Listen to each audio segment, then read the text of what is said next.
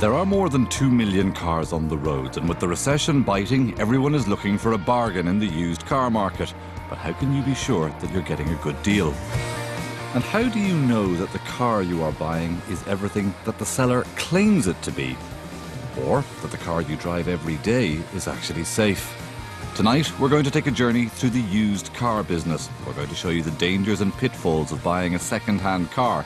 From dealers selling clocked cars, that's kilometres, to stolen cars that have been cloned by organised gangs. If this number here is checked, we'll reveal that this vehicle is stolen.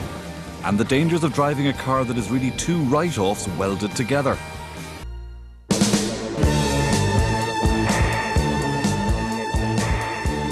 After buying a house, for most of us, buying a car is the next biggest purchase we make in our lives. And like houses, the choice is endless, with thousands of cars advertised online, in newspapers, in showrooms and on forecourts all over the country. Negotiating your way through these ads to find the car that you want at the price that you want is difficult enough. But how do you know that everything else that a seller is saying about a car is actually true? Some things are easy. Alloy wheels, leather interior, electric windows. These are all things that you can see when you walk around a garage and look at a car. But what about the things that you can't see? The potentially life-threatening problems that could be lying underneath the bonnet of your new car. Sellers can make any number of claims about a car in order to get you to buy it. You know the kind of thing. One careful lady driver, only ever used it for the school runs, never been crashed, all of which can be very hard to prove. But one of the biggest problems in the Irish used car industry, and potentially the most dangerous, is clocking.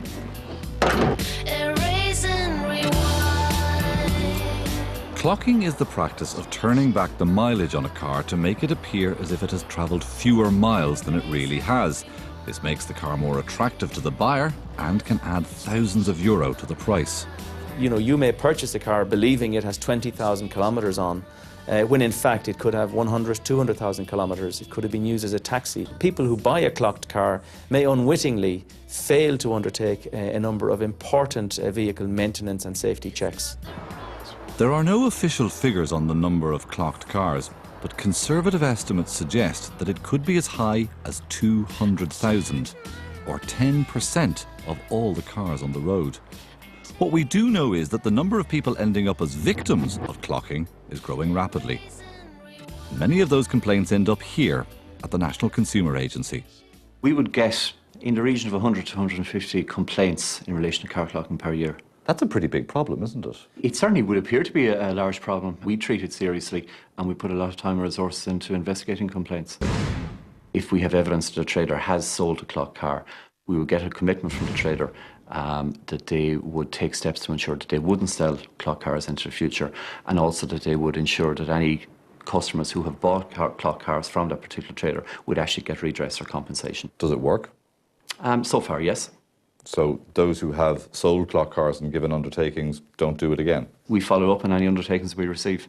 We wanted to find out how many potentially clocked cars were being advertised and how easy it was to buy one. It immediately became apparent that there were lots of cars being sold that had discrepancies in the advertised mileages.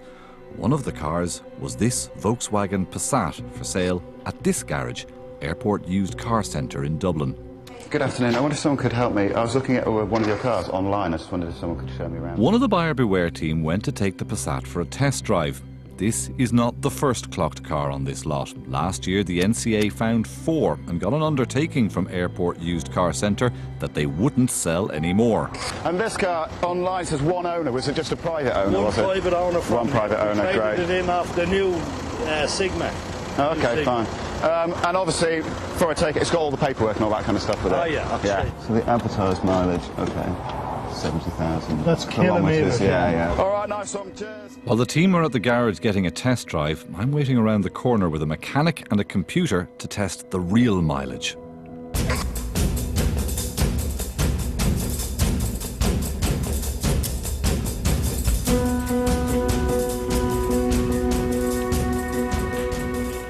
Just hooking up the diagnostics kit now. The seal was actually taken off, so somebody had been in at it doing something with the computer of the car.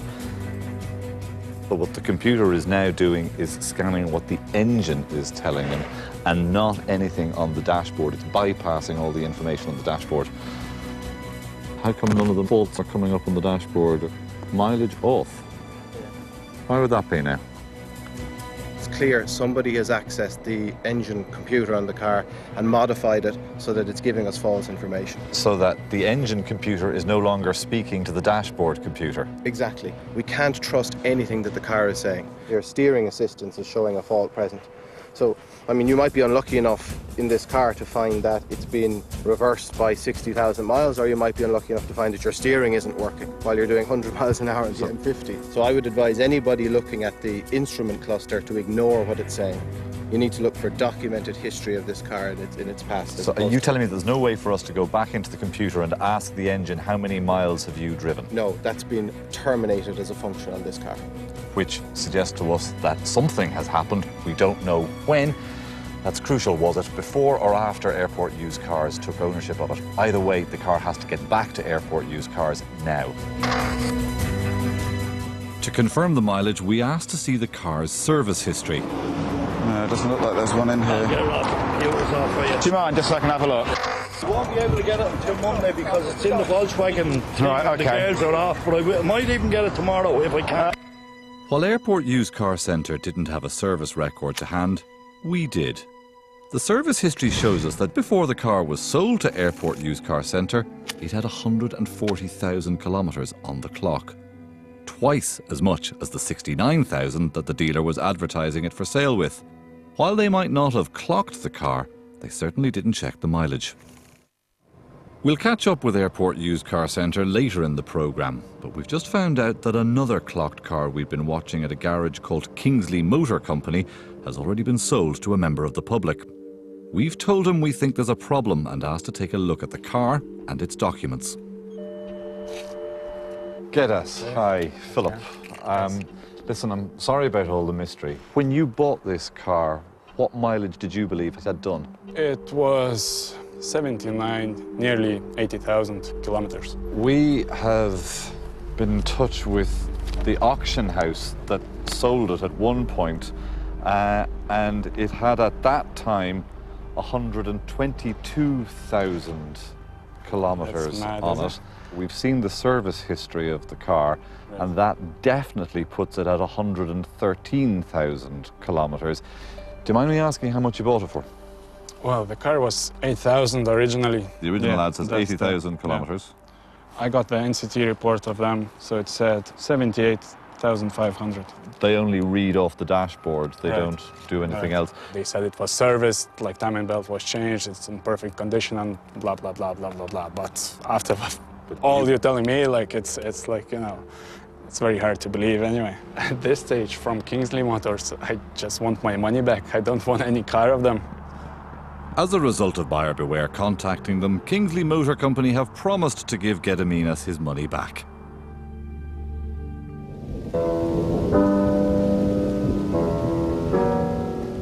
When we've finished with our cars, this is where they come to die. In this scrapyard alone, they crush as many as 6,000 cars a year. Most are sent abroad to be recycled as scrap metals. But some of these cars are resurrected and given a second chance at life by unscrupulous garages who take cars that have been damaged or written off and put them back on the road. In the trade, they call these vehicles cut and shuts. A cut and shut is a case where two vehicles that have been involved in a serious accident have been essentially welded together to represent one new car that's never been involved in an accident. If you buy a vehicle knowing that it's a cut and shut, you're engaged in an absolutely foolhardy behaviour. You are literally dicing with death. You are dicing with the safety of yourself and everybody who travels in that vehicle, and indeed everybody else with whom you share the road. Car companies spend millions designing safety features for our protection. When a car is cut and shut, the vehicle's integrity is compromised and weakened, meaning that passengers have a much higher chance of injury or death. If you suspect that the car that you're looking at is a cut and shut, two different cars joined together, there's a couple of telltale signs to look for. The first is a paint job and a mismatch or even an overlay of two different old colours. Then you can also look for weld marks. You'll find them here in the pillars, at the front there and at the back here. You should even take a look in under the rubber seals. But the real giveaway is mismatched chassis numbers or numbers that aren't there at all. It's only recently in Ireland that insurance companies have made their most serious categories of insurance write-off, that would be A and B, available to the national vehicle file and consequently to the private consumer. Those vehicles in other countries are actually scrapped and a death cert issues for that vehicle. And what that means in plain English is that it's not possible to re-register that vehicle in the future. It cannot reappear on the market. There's a huge problem with categories of C and D write-offs that are not currently being disclosed to the Irish public. It's very important that the insurance industry consider sharing this information, making it very difficult for somebody to put a cut and shut together without being detected in future. Until the rules change and it becomes easier to check the background of cars, then buying a cut and shut will always be a dangerous possibility. So if you are buying a used car, then make sure that you examine it carefully or get a mechanic you trust to do it for you. Unfortunately, if you're unlucky enough to be stuck with a cut and shut, at the end of the day, there is only one thing to do with it. After the break, we'll open your eyes to a con that means that the car you buy isn't what you thought it was. We'll show you the dangers of buying a UK import, and we'll catch up with the sellers of the clocked Passat to see what they have to say.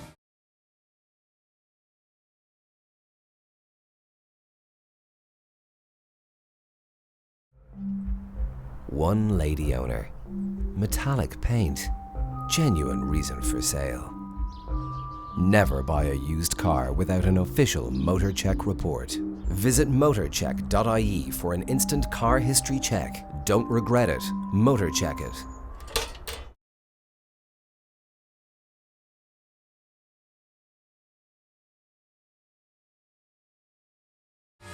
Many of us aspire to a dream car, and every year thousands of us save up our money and set out to realise that dream. But for a growing number of people who buy that car second-hand, the experience turns into a complete nightmare. The nightmare is that their car turns out to be cloned. Car cloning is when the identity of a stolen car is made to match that of a legitimate car of the same make, model and colour. So when the chassis number and the reg of this car have been changed to match those of the authentic car, it can be sold on to any unsuspecting member of the public. A number of organised gangs have been systematically cloning cars. I went to the Stolen Car Squad in Dublin to find out more.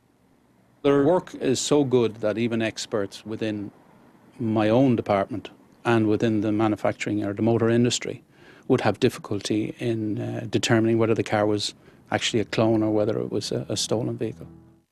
One of these gangs was led by this man. He ran a group of Polish criminals who were prolific in the stolen car business.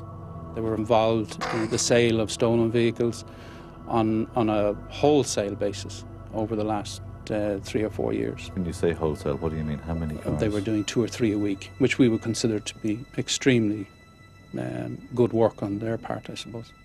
The gang was run like a business, employing thieves to break into houses and steal the keys for cars they had already targeted, then passing those keys to their associates who set about cloning the cars' identities to make them appear legitimate. We are expert and we can identify vehicles if we have a belief that the car is a ringer or a clone. However, it's the ordinary punter on the street who goes out to buy a car and is taken in. One of those unfortunate victims was this man. Because the gang is still at large, he only agreed to be interviewed if we guaranteed to hide his identity. His words are spoken by an actor. I seen the BMW 520 for sale, so I arranged to meet this man with a foreign accent. I met him in a filling station, viewed the car, took it for a test drive, and it seemed to be in pristine condition. He seemed to be friendly enough, a well-dressed man. He was wearing a shirt and tie, looked the part. He met this man, Alexander Rutlowski, one of the members of the gang employed to sell cars directly to the public. I checked the vehicle out and the chassis number came back to match with the registration of the vehicle, and I checked over the logbook that he gave me. What he didn't know was that the paperwork he had been given was obtained fraudulently. Looking out for a few telltale signs would have alerted him to the fact that the documents weren't genuine. On the table then we have fakes and reals among them. They have watermarks in them. Do. All the genuine documents would have a watermark. If you hold it up to the light, you can see there's a chain motif in this particular one. Very good, okay. In this case, it's showing the watermark RF101, which is the actual form itself. So there are two different legitimate watermarks in operation. The chain motif, and then the letters RF and the numbers 101. 101, yeah. Again, if you hold that one up to the light, you can see that there is no watermark in it. And the colours have run and the colours have run slightly. At first glance, though, it's pretty good. If I didn't have another one to put it alongside, I'd probably be taken in by it. You would be convinced, and unfortunately the normal person out there would be convinced that that is the real deal. I met the man again. Within 15 minutes I had the tax book signed, money handed over. I paid €41,500 for the car. He said he'd post the second key to me, but I never got that. If there's only one key with a vehicle, again, you should be suspicious, because in most cases people are supplied with two, and in some cases three, and they should all work. So if you're only provided with one key, you should be asking questions. I got a phone call from the stolen car department in Harcourt Street, Dublin, and on examination of the vehicle, they found it was actually a car that was stolen. I asked was there anything could be done to rectify this. He said no. He says he'll take the car there and then, and you're out €41,500. Anyone buying a car, buying a house, it's your pride and joy. And it's just taken from you in 5 minutes. Are you angry about this now? These are con men. They've no conscience. All they want is money, and they're just ruthless people. Rutlowski got a 6-year sentence for his role in the car cloning gang. Last week, his boss was also finally apprehended. I went to the stolen vehicle compound in Dublin to find out exactly how the gang got away with it for so long, and to tell you what to look out for to avoid falling victim to the same scam. So if this car is a clone, how do I spot it from the real thing? What should I be looking for? Okay, when you're examining the car, come to view it, basically there's a few points of identification on this vehicle you should look out for. The first one we have is our VIN number or chassis number, which is displayed in the window. This number is basically the identity and DNA of this car. This is in fact a fraudulent VIN number which has been placed in the windscreen here. That's very good. I mean, I would challenge even the manufacturer of the car to know that there's something wrong there. So what's next? Next, we're going to pop the bonnet here and we're going to have a look under at what we call the stamped-in chassis number. If you are a potential buyer, you want to know where that chassis number is. Well, it's on the struts usually, or at the bulkhead along the back. Struts or the bulkhead, that's where we should be looking. No, I'm not seeing it. Am I being stupid? No, on this occasion what the thieves have done is they've purposely masked it so you can't find it. This would have been spray painted by the thieves to cover it so that when we looked along here, we wouldn't be able to see anything. So unless I have gone to a friend or to a garage and taken a look at exactly the same make and model and year of car... Absolutely, yeah. I'm not going to know where to look for it. You're not going to know where to look for it by popping the bonnet. Anything else? Also on these vehicles, there is what's called a manufacturer or VIN plate. You should be able to find that easily enough on the door jamb, under the bulkhead or the bonnet slam panel here. And as we can see here, one of these labels, we can see the evidence it has been removed. Look at that. Clearly gone, and a lot of scratches all over it. Exactly, as well, yeah. They obviously used some tool to scrape that off. What's the purpose of all this, though? Why would somebody go to all of this trouble changing all of these numbers or masking these numbers? They're trying to hide the true identity of this vehicle. The true identity of this vehicle, if this number here is checked, will reveal that this vehicle is stolen. So this car has an assumed identity. It is pretending to be a legitimate car. Correct. How do they get the details of the legitimate car? They are ringing up people who are legitimately selling their vehicles, asking to view that vehicle, going out and taking down our chassis number and our registration details.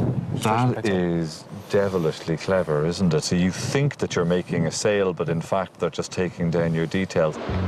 One of the other problems facing the guards in trying to stop car clocking and cloning has been the recent invasion of UK imported cars. Last year, we brought in more than 50,000 cars from across the water. There's no doubt there is great value to be had in buying cars imported from the UK, but A very significant proportion of them have quite checkered pasts. They may turn out to have been clocked either over there or when they arrive over here. They could have had important details about them changed. They may even turn out to have been stolen. Gary McKeown was one of the people who thought that he had spotted a bargain for sale in the UK. Yeah, good to meet you. Called them, asked them all the relevant questions, the details of the car, the history of the car, got the chassis numbers, the registration number, and then performed my own HPA checks. Everything came back 100%. So you did the deal and brought it home? Did the deal, brought it home, delighted with my purchase, got me Irish plates, taxed, insured, DOE'd, everything. No problems whatsoever. And the system never red flagged it at any point? The Irish system had failed to spot that the car had been stolen and cloned in England. Protecting Irish consumers from the hidden history that may exist in a UK import is very important. If a car is stolen in the UK, it's flagged as stolen and consumers are aware immediately. In Ireland, that's not the case. It was only when, by complete chance, that Gary saw a car with an identical number plate advertised online, he became concerned. The number was a pretty unique number, and once I spotted it, I knew straight away something was wrong.